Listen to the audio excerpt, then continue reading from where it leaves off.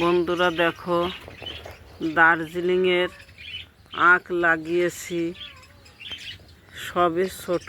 এইটুকুন গাছ 150 টাকা দিয়ে কিনে নিয়ে এসেছি নার্সারি থেকে।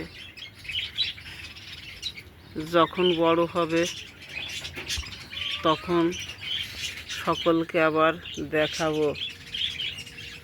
একদম ভিতরে যে আখের রসটা হবে সেটাও লাল, কিন্তু নার্সারি থেকে অনেকে কিনে নিয়ে যাচ্ছে দেখে আমিও মনে ভাবলাম সবাই নিচ্ছে যখন, এ তো মিথ্যে হতে পারে না, দেখি আমিও একটা কিনে নিই। তাই 150 টাকা দিয়ে এই আখের গাছটা কিনে নিয়ে এসেছি। বন্ধুরা দেখো, বর্ষায় লাগিয়েছি, এখন কী হবে জানি না, মনে হয় গাছটা বেঁচে গিয়েছে। আর ওই দিকে আর একটা গাছ আছে, এটাও দেখাবো।